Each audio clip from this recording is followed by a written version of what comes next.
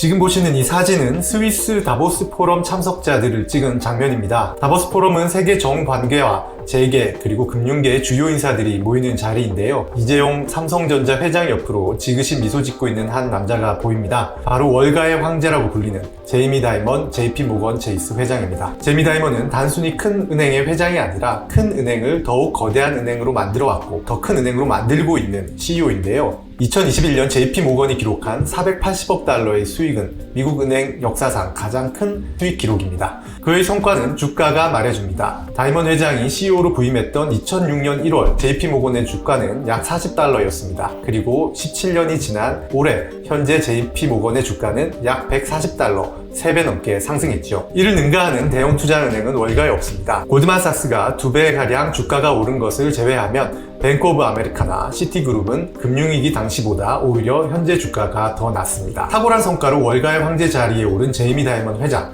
특히 최근에는 은행권 혼란의 한가운데 있는 퍼스트 리퍼블릭 은행을 인수하면서 금융계는 물론 정부 정책에도 그의 영향력은 더욱 커졌습니다. 다이먼 회장은 어떻게 여기까지 올랐고 또 앞으로는 어떤 행보를 보일까요?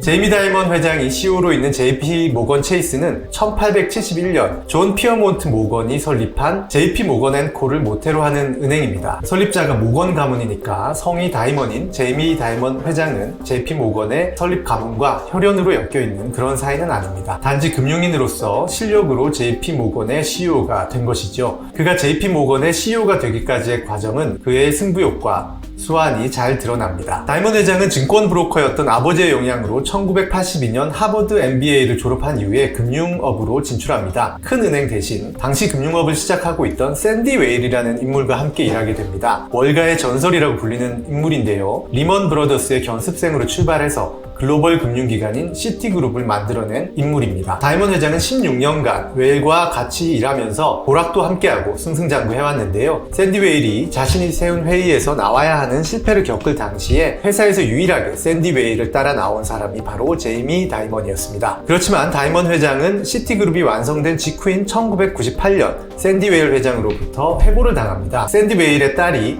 다이먼 밑에서 승진하지 못했기 때문이라는 설과 샌디 웨일이 다이먼 회장을 견제했기 때문이다 라는 설이 분분한데요. 다이먼 회장과 JP 모건을 다룬 책 라스트 맨 스탠딩에서는 해고 당시에 대한 묘사가 생생히 나와 있습니다. 샌디 웨일이 제이미 다이먼에게 해고를 통보하는 순간 다이먼의 대답은 단 한 단어 오케이였다고 하는데요. 웨일은 다이먼에게 왜 해고당했는지 이유를 알고 싶지 않느냐라고 물었지만 다이먼은 아니요, 확실히 생각해 보셨겠죠? 라고 말하며 뒤돌아 나왔다고 합니다. 영화 같은 퇴장 이후 다이먼 회장은 국가 지도자들의 전기를 읽으면서 시간을 보냈다고 회상했는데요. 사실 우라가 치밀어 올랐는지 그 당시에 권투도 배웠다고 합니다. 물론 당시 백수였던 다이먼 회장을 스카우트하려는 기업들은 많았습니다. 그 중에는 제프 베조스, 아마존 창업자도 있었다고 하죠. 당시 베조스는 다이먼에게 무언가를 쌓아나갈 수 있는 기회를 제공하겠다 라고 그를 설득했지만 다이먼 회장은 거절합니다. 자신의 경력은 금융업계에 있다는 이유에서였는데요. 그래서 결국 다이먼 회장이 선택한 길은 시카고에 본사가 있는 뱅크원이라는 은행의 CEO였습니다. 2000년 다이먼 회장이 CEO로 취임하던 해 뱅크원은 5억 1200만 달러의 손실을 기록하는 은행이었습니다. 그러나 3년 뒤 뱅크원은 35억 달러의 이익을 올리는 견실한 은행으로 탈바꿈했습니다. 그리고 2004년 다이먼은 자신이 이끌던 뱅크원을 JP 모건 체이스와 합병합니다. 그 결정으로 JP 모건은 자산 기준으로 월가 2위의 은행으로 올라서는데요. 끝이 아닙니다. 합병 이듬해인 2005년 다이먼은 JP 모건의 CEO로 내정됩니다. 피합병은행 CEO 출신으로 통합법인의 CEO에 오르는 것은 이례적인 커리어인데요. 다이먼이 이끄는 JP 모건보다 더 큰 은행은 당시 미국에 단 하나밖에 없었습니다. 바로 자신을 해고했던 샌디 웨일이 만든 시티그룹이었습니다. 그리고 금융위기가 터집니다. 책 라스트 맨 스탠딩에서는 이후의 상황을 이렇게 묘사합니다. 2008년 12월 제네럴 모터스 빌딩의 모퉁이 사무실에서 웨일은 제압당했다. 시장은 완전한 혼란에 빠졌고 그가 설립한 시티그룹은 무너지기 직전이었다. 몇 블록 떨어진 곳에서 다이먼은 금융위기 속에서 유일하게 승승장구하고 있었다. 라스트 맨 스탠딩, 즉 금융위기 최후의 승자는 바로 제이미 다이먼 회장이었습니다. 현재 JP 모건은 모태였던 JP 모건 앤 코가 체이스 맨해튼 은행, 케미컬 뱅크, 퍼스트 시카고뱅크, 디트로이트 내셔널뱅크, 다이먼이 이끌던 뱅크원 등 수많은 은행들을 합병하면서 형성된 금융제국입니다. 월가 1위의 은행으로 등극한 것은 바로 2008년 금융위기 이후 다이먼 회장이 서브프라임 모기지로 무너졌던 베어 스턴스와 워싱턴 뮤추얼 은행을 합병하면서입니다. 당시 다이먼 회장은 연방준비제도와 재무부의 요청으로 파산 위기를 맞은 베어 스턴스를 24억 달러에 인수했습니다. 몇 달 뒤인 2008년 9월 파산했던 미국 최대 저축은행 워싱턴 뮤추얼을 19억 달러에 다시 사들였지요. JP모건은 이 두 금융기관을 인수하면서 시가총액 1위의 은행으로 올라선 것입니다. 다이먼 회장도 당시 위기를 진화하는 업계의 리더라는 이미지, 그리고 위기를 기회로 만드는 유능한 CEO라는 평판을 얻게 됩니다. 그러나 다이먼 회장은 훗날 당시의 결정을 후회한다는 심경을 밝히기도 했는데요. 문제은행을 인수한 대가로 각종 소송과 추가 비용에 시달려야 했기 때문입니다. 그는 2014년 주주에게 쓴 편지에 이렇게 씁니다. 아니요, 우리는 베어 스턴스 때와 같은 일을 다시는 하지 않을 것입니다. 이사회도 이제 제가 그런 전화를 받도록 허용하지 않을 것입니다. 하지만 은행 위기가 불거진 올해 다이먼 회장은 또다시 전화를 받습니다. 실리콘밸리 은행이 붕괴하면서 제닛 옐런 재무부 장관이 SOS를 요청한 전화를 한 것인데요. 핵심은 혼란의 불똥이 튄 퍼스트 리퍼블릭 은행에 대해서 민간이 지원을 해달라는 내용이었습니다. 그리고 다이먼 회장은 이 요청을 받아들입니다. JP모건을 비롯한 11개 은행들은 다이먼 회장이 정부의 전화를 받은 지 이틀 뒤인 3월 16일 퍼스트 리퍼블릭에 300억 달러의 예금을 넣기로 발표하는데요. 다이먼 회장은 이 과정에서 수십 통의 전화를 돌리고 수십 건의 미팅을 잡아서 은행에 참여를 독려했다고 합니다. 뉴욕타임스에 따르면 은행권의 최종 지원 금액이 240억 달러 규모로 가닥이 잡힌 순간에도 다이먼 회장은 다시 작은 은행에 전화를 해서 참여를 권유하고 최종 지원 금액을 300억 달러로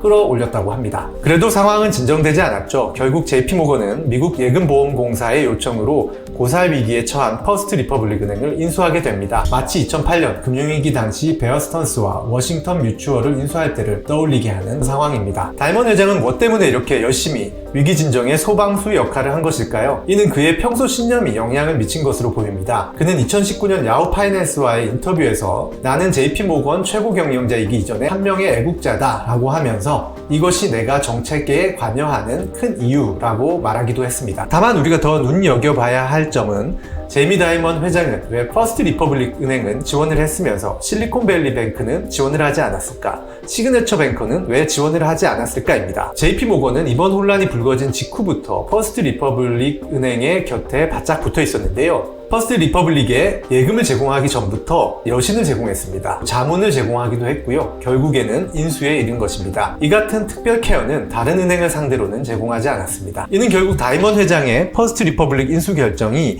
금융 혼란을 막기 위한 애국심의 발로이기도 하지만 사업적 판단에서 비롯된 전략적 행동이라는 점을 알 수 있는 대목입니다. JP모건의 성장을 위해서 다른 은행이 아닌 퍼스트 리퍼블릭이 필요했다라고 판단을 한 것이죠. 정확히 말하면 퍼스트 리퍼블릭의 초부유층 고객들과 이들을 대상으로 한 자산관리 사업을 흡수하려고 한 것입니다. 젊은 시절 다이먼 회장은 자산자문 비즈니스를 한 적도 있었고 2019년부터 JP모건도 이 분야에 힘을 실어왔지만 여전히 JP모건은 경쟁은행에 도전할 만한 자문단이 없다라는 평가를 받고 있습니다. 퍼스트 리퍼블릭 뱅크의 자산관리 사업을 합병하고 샌프란시스코에만 32개가 있는 지점 일부를 자산센터로 전환하면 상대적으로 약하다고 평가받는 JP모건의 자산관리 사업을 강화할 수 있는 것입니다. 실제로 은행이 낙찰되던 순간 다이먼 회장이 가장 먼저 한 일 중에 하나가 230명의 퍼스트 리퍼블릭 자산 어드바이저들에게 전화를 해서 JP모건에 남아달라고 부탁을 하는 것이었다고 하는데요.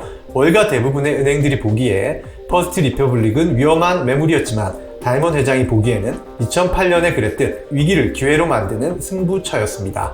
미국 경제의 위기 진화에 발벗고 나서는 소방수라는 평판도 한층 더 쌓을 수 있었죠. 다만 JP모건의 이번 퍼스트 리퍼블릭 뱅크 인수를 바라보는 시각에는 우려도 섞여 있습니다. 가뜩이나 큰 은행인 JP모건이 더욱 거대해지기 때문인데요. 3조 7천억 달러 규모의 JP모건의 자산은 이번 퍼스트 리퍼블릭 은행의 인수로 2,300억 달러가 더해지면서 4조 달러에 육박하게 됐습니다. 애초 미국 내 전체 예금의 10% 이상을 가진 금융기관은 다른 금융기관을 인수하지 못한다는 법안이 있지만 은행 실패 때는 예외입니다. 자금이 한 은행에 집중된다는 것은 그 은행의 영향력이 더욱 커진다는 의미인데요. 또 붕괴했을 때 경제에 미치는 파장이 더 커진다는 하다는 의미이기도 합니다. 지금은 JP모건이 혼란에 빠진 미국의 금융을 잡고 일으켜 세우는 백기사의 역할을 하고 있지만, 만약 그런 역할을 더 이상 기대하기 힘들어질 경우에 미국 정부는 정부의 역할을 JP모건에 의존했던 대가를 치러야 할지도 모릅니다. 특히 바이든 행정부는 은행의 대형화를 경계한다는 정책 기조를 갖고 있는데요. 위기의 순간 JP모건에게만은 그 기조가 예외가 됐다는 비판도 면하기 힘듭니다. 영향력이 커진 것은 JP모건뿐만이 아닐 겁니다. 제이미 다이먼 회장이 금융산업과 정책에 미치는 영향은 유례없는 수준으로 커졌습니다. 월가에서는 한 명의 사업가가 경제에 대해 이렇게 영향력을 행사한 적은 없었다는 평가가 나오고 있는데요. 웰스파고의 분석가인 마이크 마요는 지금은 제이미 다이먼의 시대다. 그는 과거에도 그리고 미래에도 은행의 왕이다 라고 평가했습니다. 현재 월가에서 그의 영향력에 대적할 수 있는 CEO는 보이지 않습니다. 게다가 그의 임기는 2026년까지로 아직 3년이 남아있는데요. 과연 그가 이끌어가는 JP모건은 어떻게 성장할지, 또 다른 성장의 역사로 기억될 수 있을지 주목됩니다.